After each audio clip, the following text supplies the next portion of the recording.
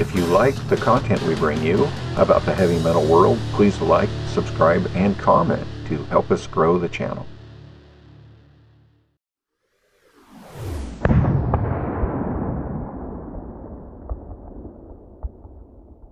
This is Matt with Metal Express Radio. I have with me Tommy Victor, the mastermind behind Prong. How are you today, man? Great, Matt. How you doing? Yeah, doing good as well. Again, thank you for your time. It's great to have you. Big fan. Cool, man. So Prong's 13th album, State of Emergency, is set to be released October 6th. What can you tell fans about the upcoming album? Pretty much it's the consummate Prong record. I think it brings the first 5 records into a fusion and represents all those old records properly. And it's kind of natural that happened. It's in the riffs now, in my guitar playing, so it's all built in. I think finally we've gotten our own sound and it's distinctive, and people can say, well, that's Prong, you know, and like, what is it? What genre is it? And like, oh, who knows, really? If anything, they would label it groove metal, but there's other stuff on there too. There's more alternative type metal songs on it and a couple of fast thrashers. Actually, just one real fast thrash record. And then we also do a cover of Working Man by Rush. It's like this epic thing at the end. So it takes you through a nice journey. If you're into Prong, know the old records, you'll be represented. And then any new fans is pretty heavy too. Like, you know, it hits you pretty hard. How did you go about covering Working Man from Rush? In preparation of going in and recording, or maybe even not, just moving back to New York, I started listening to like old records that I was into as a kid. I moved not too far from where I grew up here and moved back here, and I was just like, to have a young boy, and we were just listening to a lot of old stuff, and it started getting getting watered down to Led Zeppelin 3, Physical Graffiti, Sabbath Volume 4, first Rush records, some Cream and Hendrix. So I was like, wow, man, like, you know, the power trios, it's like Prong. And then I was tuning down to Tony Iommi C sharp tuning and just jamming on Volume 4, and I just started jamming on the Working Man riff, and I goes, wow, this sounds pretty heavy. So eventually was jamming that out, and a producer thought it was, wow, that sounds so cool. And we just kept it on the record. So it was one of those things. I really like the lyrics, too. I thought the lyric applies to the Prong lyrics on State of Emergency. Just like a regular guy getting sort of screwed over by mass media or then Working Man's situation, his job. And I think that applies to today too, where people are working paycheck to paycheck and just feeling corrupted or misled. So I thought it was a good doomy lyric that fits in with the Prong record. And 13 albums out, I mean, that's quite the achievement for any band. So how does it feel to have 13 albums under your belt with Prong now? Oh, that's been the objective. It hasn't been like the one big record that we can rely on. I can have a whole career based on. I mean, Cleansing comes close to it. That has Snap Your Finger, Snap Your Neck on it. That's the record that most people, if they know Prong, they know that one. But it's not like with Guns N' Roses. They have, I mean, really, it's just Appetite for Destruction, and you know, there's other bands I failed to mention that, you know, that have like a couple of strong records and, you know, have had a career based on that. I mean, you're from Boston. Like, Boston first album is like amazing. Like, they didn't really have to do another album, really. And we didn't have, it hasn't been that way for Prong. Like, we just keep, you know, making records, and I actually like that. It's like the legacy of the band keeps going, and you know, if I can do it, if the labels approach me to make a record, I can see if I can do it. And I think this one we did a pretty good job on it. The planning was good. The production's great. So I think the achievement of doing it, yeah, I mean, it feels good to do it. Well, you know, whether it takes over the world by storm is another story. You know, and but it is what it is. To another Prong record in the collection. So when I get older and I can look back, oh, I got this whole collection of albums I put out. So I think it's a good way to leave this planet having that under my belt, or to leave, to my kids or whatever. And you've always been able to keep yourself busy between, obviously Prong and also touring with Glenn Danzig as his guitarist. And obviously you have a family life back at home. So how is it just balancing everything? It's difficult. It really is. And the pandemic was interesting because I just got a chance to sit back and, be with my family. And we had nothing else to do because we were locked down in Los Angeles. We couldn't go anywhere.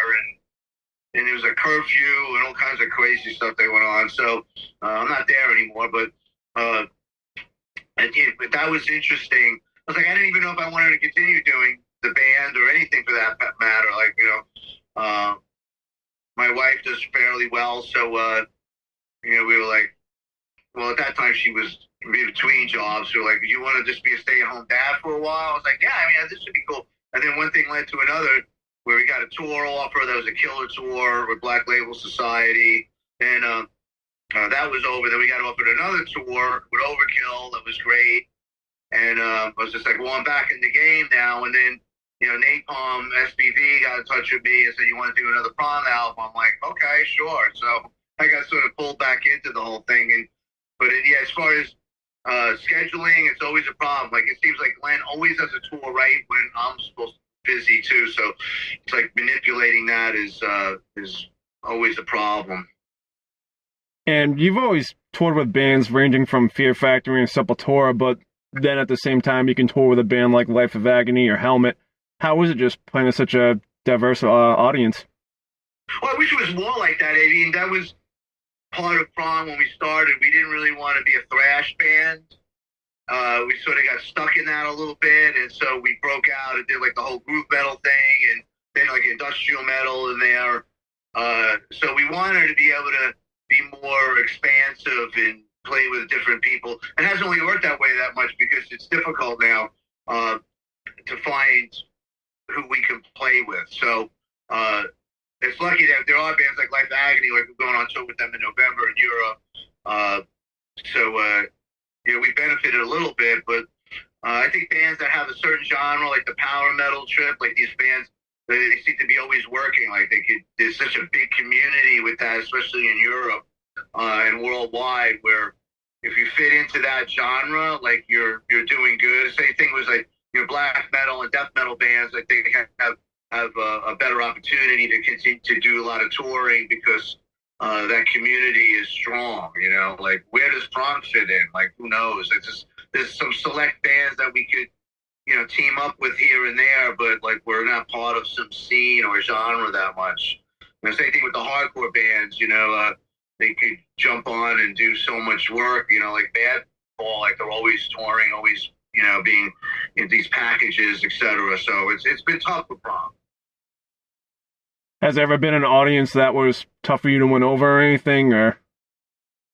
Oh yeah, I think initially, like when we first went over to Europe and did our first tour with Overkill, that was tough because that's like that real German speed metal thrash scene there, and they're like they were hard to win over, and they have like a bunch of people that follow them like crazy. Crazy following there, and eventually we sort of won them over, but it was tough at first. They were like, impress us, and I think by the third time we toured with Overkill over in Europe, we finally got to them. And I understand Prong is a band that's been around for going on almost 40 years, but is there anyone that you haven't toured with that you would like to? Yeah, Killing Joke would be cool. I don't know if we fit with them that much anymore, but that's one of my favorite bands. One of my biggest influences. That's one. Of course, I'd love to do a whole tour with Metallica too. The exposure of something that would be amazing. Or, I wouldn't dare open up the Slayer. That would be a difficult thing to do. So I think we could get away with a Metallica slot. That would be great, Well, just recently, didn't you and Overkill? It was in the parking lot of Metallica's North American kickoff show, actually. Yes, that was really great. Uh, we did the Friday, which was weird because to get into MetLife, it's just a nightmare getting in there. So we were a little nervous, but it wound up being really cool. So we were really happy to be part of that. Yeah, that's awesome that they kind of extended the offer for you guys to do that. Especially like, I always think back 20 years ago when Metallica were touring with bands like Limp Bizkit and Linkin Park, but it's like nowadays they're taking out the Pantera reunion. They offered that to you guys and Overkill, which is awesome. And 10 years ago they were taking out like Machine Head and Down. Yeah, I mean, the thing that's crazy because I went in and watched Metallica. I've been a Metallica fan since Ride the Lightning. So I went in.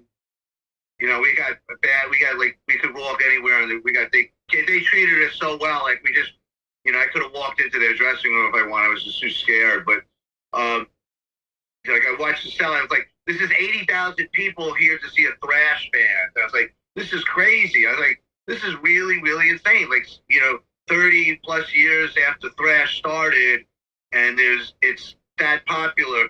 We think about pop music and how it, like rock music is so ignored with mass media. It's like this whole, if you just watched mainstream media, you wouldn't even know rock music still existed. And here, everything's R&B and rap and pop music. And then here's this, two sold out 80,000 plus, arena, football stadium crowd for a thrash band, like blew my mind. It was just like, this is insane at this day and age. As I mentioned earlier, Prong is a band that's been going on for almost 40 years, and you being the driving force behind that, what has been the key to the longevity of Prong? I think, I don't know really, but I think it's the fact that we have continued to put records out where some bands decided not to, maybe, but there's bands that have such great records that they can rest on their laurels. So I've had to battle with it. It hasn't come easy. I mean, even after like our success through the major label years, we came back and we were back to playing to like 20 people, like in clubs, and just just doing it all over again. And I'm still struggling. We still struggle. So it's never been easy. It's just, I guess, it's the way I'm wired. Where it's hard for me to throw in the towel and just say enough is enough. Maybe that has something to do with it as well. That's awesome, man. Is there anything that we haven't gone over that you'd like to throw in? Well, the record comes out next week. You can still pre-order it, and it comes out 3 different types of vinyl. And if you go to Napalm Records, they have it up there, and I believe they have the 2 styles. There's like a gold one and a red one, and then there's also a black one too. So SPV, I think, you could go to SPV and they have the blood splatter one.